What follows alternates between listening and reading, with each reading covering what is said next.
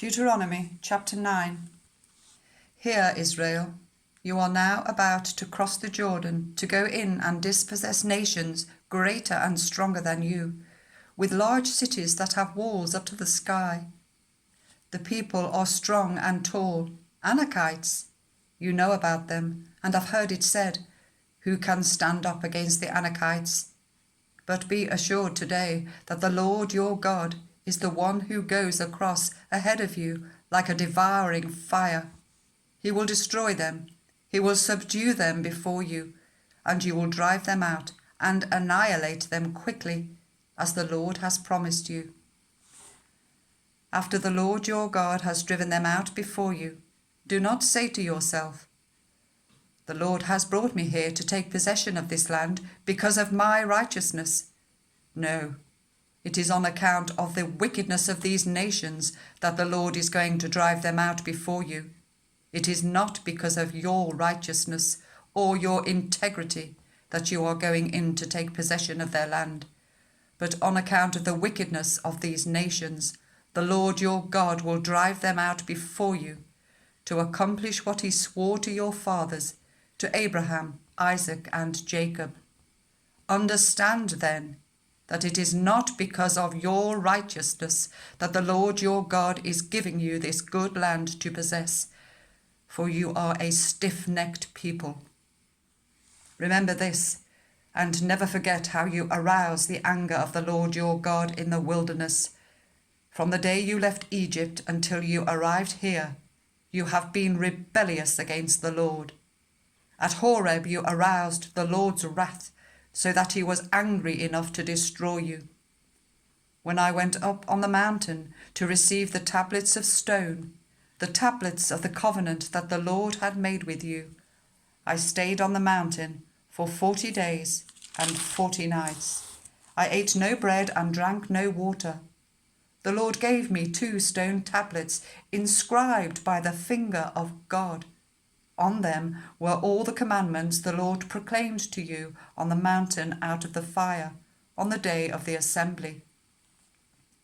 At the end of the 40 days and 40 nights, the Lord gave me the 2 stone tablets, the tablets of the covenant. Then the Lord told me, "Go down from here at once, because your people, whom you brought out of Egypt, have become corrupt. They have turned away quickly from what I commanded them, and have made an idol for themselves." And the Lord said to me, "I have seen this people, and they are a stiff-necked people indeed. Let me alone, so that I may destroy them and blot out their name from under heaven, and I will make you into a nation stronger and more numerous than they." So I turned and went down from the mountain whilst it was ablaze with fire, and the 2 tablets of the covenant were in my hands. When I looked, I saw that you had sinned against the Lord your God. You had made for yourselves an idol cast in the shape of a calf. You had turned aside quickly from the way the Lord had commanded you. So I took the 2 tablets and threw them out of my hands, breaking them to pieces before your eyes. Then once again I fell prostrate before the Lord for 40 days and 40 nights. I ate no bread and drank no water, because of all the sin you had committed, doing what was evil in the Lord's sight, and so arousing his anger. I feared the anger and wrath of the Lord, for he was angry enough with you to destroy you. But again the Lord listened to me, and the Lord was angry enough with Aaron to destroy him, but at that time I prayed for Aaron too. Also, I took that sinful thing of yours, the calf you had made, and burned it in the fire. Then I crushed it and ground it to powder as fine as dust, and threw the dust into a stream that flowed down the mountain. You also made the Lord angry at Taberah, at Massa, and at Kibroth Hattaavah. And when the Lord sent you out from Kadesh Barnea, he said, "Go up and take possession of the land I have given you." But you rebelled against the command of the Lord your God. You did not trust him or obey him. You have been rebellious against the Lord ever since I have known you.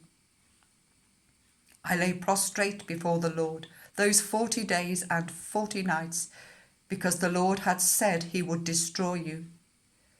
I prayed to the Lord and said, Sovereign Lord, do not destroy your people, your own inheritance that you redeemed by your great power and brought out of Egypt with a mighty hand. Remember your servants, Abraham, Isaac, and Jacob. Overlook the stubbornness of this people, their wickedness and their sin.